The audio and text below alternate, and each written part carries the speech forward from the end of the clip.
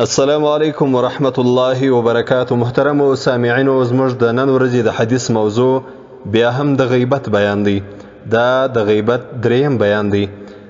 د نن حدیث د حضرت انس ابن مالک رضی الله عنه مبارک دی. د مبارک فرمای چې د الله رسول صلی الله علیه وسلم مشته خطبه وویله.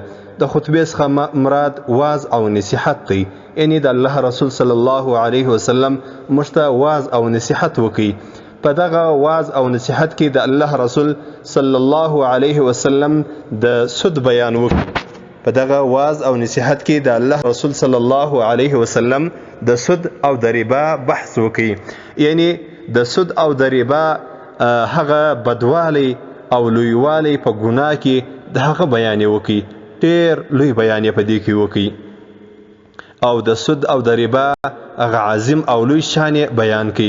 بیا د الله رسول صلی الله علیه وسلم فرمایل چې انسان د کاروبار په حساب باندې د دنیا په حساب باندې یو درهم د سود د وخوري او د پر خپل ځان باندې مصرف کی، د دې ګناه دونه لوی ده، د دې ګناه دونه لوی ده چې سړی شپږ دېرش وارې زنا وکي. دغه شپږ دېرش وارې زنا کمه ده، خو دا یو درهم چې سړی په سود باندې پیدا کړی، په سود باندې خوړلی، په سود باندې ګټلی، د دغه ګناه ورباندې زیاته ده. د الله رسول صلی الله علیه وسلم چې دغه مجلس ختم کړي، یعنی دغه د سود بیان ختم کړي، وروسته یې وویل په اخیر کې چې دغه سود لا هم لویه ګناه، په سود کې لوی سود، یعنی په سود کې ډیر لوی سود، په ربا کې ډیره لویه ربا هغه دا ده چې یو سړی د خپل ورور عزت ته لاس ورواچي. یعنی د یو چا بد بیانول، په یو چا کې بدې خبرې کول، د یو چا بد بیان کول. د الله رسول صلی الله علیه وسلم فرمایل چې دا په سود کې دا بیا در سود هم لویه ګناه ده. یعنی په سود کې لویه ګناه، در سود لویه ګناه هغه دا ده چې سړی د خپل ورور و عزت ته لاس ورواچي، په هغه پسې بد او رد ووایي، په هغه پسې چپه وژغیږي. دا در هغه لا هم لویه ګناه ده. د حدیث روایت ابن ابي دنیا کړی دی. د حدیث توری دی وعن انس ابن مالك رضي الله عنه قال خطبنا رسول الله صلى الله عليه وسلم فذكر امر الربا وعظم شانه وقال إن الدرهم يصيبه الرجل من الربا أعظم عند الله في الخطيئة من 36 زنية يزنيها الرجل وإن أربى الربا عرض الرجل المسلم وإن أربى الربا عرض الرجل المسلم رواه ابن أبي دنيا. محترم سامعين په دې باره کې بل حدیث د ابن عباس رضی الله عنهما مبارک دی.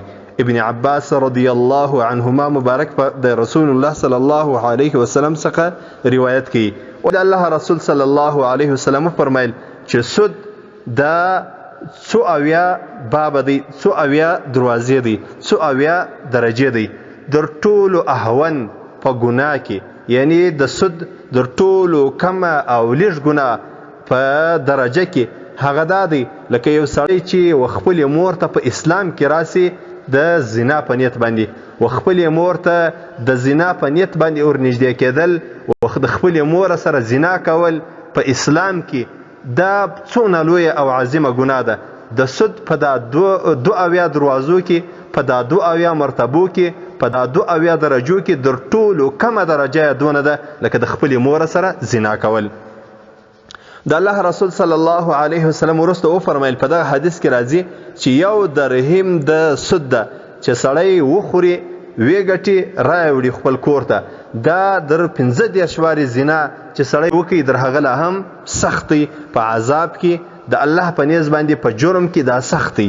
د الله رسول صلی الله علیه وسلم وروسته وفرمایل چې در ټولو سخت سود، در ټولو لوی سود، در ټولو خبیث سود هغه دا دی چې یو سړی راولاړ سي د خپل ورور عرض او عزت، د خپل ورور عزت مات کی، د خپل ورور یعنی د یو مسلمان و عزت ته لاس ورواچي. دا در ټولو لوی سود دی، در ټولو سخت سود دی، در ټولو اخبث، یو خبیث دی یو اخبث دی. دا هغه اخبث د سودو دا سود دی دا ګناه ده چې یو سړی د خپل ورور و عزت ته لاس ورچي، یعنې په هغه پسې چپ ورد وغږېږي. د دغه حدیث روایت بیا ابن ابي دنیا او بیهقي دغه رقم طبراني ټولو کړی دی. د حدیث توري دی وعن ابن عباس رضي الله عنهما عن النبي صلى الله عليه وسلم قال إن الربا نيف و70 بابا أهونهن بابا من الربا مثل من أتى أمه في الإسلام. در ټولو کمه ګناه په سود کې هغه دی ده لکه سړی چې خپلې مور ته د زنا په نیت باندې په اسلام کې راشي.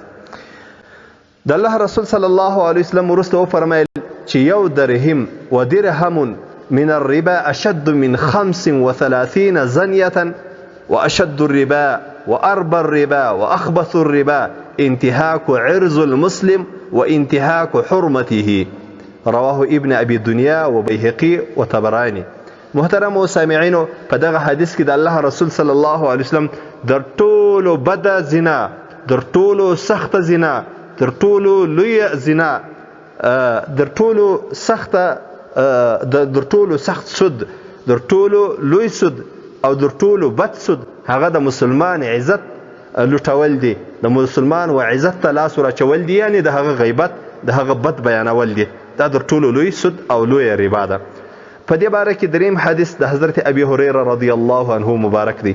د مبارک فرمایي چې د الله رسول صلی الله علیه وسلم فرمایل در ټولو لوی سود هغه د خپل ورور و عزت ته لاس ورچول، یعنې د هغه غیبت کول، په هغه پسې بد ویل، دا در ټولو لوی سود دی. د حدیث توري دی وعن ابي هريره رضی الله عنه قال قال رسول الله صلى الله عليه وسلم من أربى الربا استطالة المرء في عرض أخيه. رواه البزار بإسنادين أحدهما قوي وهو في بعض النسخ أبي داود إلا أنه قال. یعنی دغه حدیث روایتونه دوه روایتونه کړي دي، یو بل روایت دی، یو دغه روایت دی.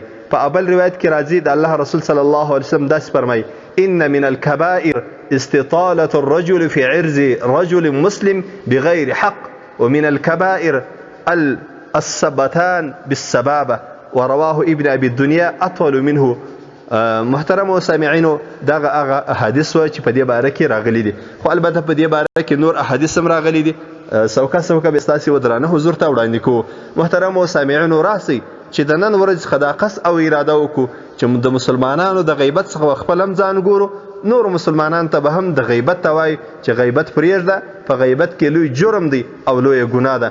الله ناراضه کیږي، ستا د عمل د نیک عمل ضایع کېدل، ستا هغه عبادتونه چې تا په تکلیف باندې لمنځونه کړي دي، روژې دي نیولې دي، زکاتونه دي ورکړي دي، حجونه دي کړي، جهادونه دي کړي دي، او د مسلمانانو سره د کومکونو مددونه کړي، هغه ټوله په غیبت باندې ستاسو څخه ځي د هغه مسلمان و عمل نامې ته، او تا ته ګناوې رانقل کیږي. الله جل جلاله دې د دغه عظیمه او لوی جرم څخه وساتي. د ټولو احادیثو روایتونه الترغیب والترهیب جلد 3 صفحه 503 504 په دې کې دغه حدیثو روایتونه سوي دي. نور په الله باندې سپارم. والسلام علیکم ورحمة الله وبرکاته.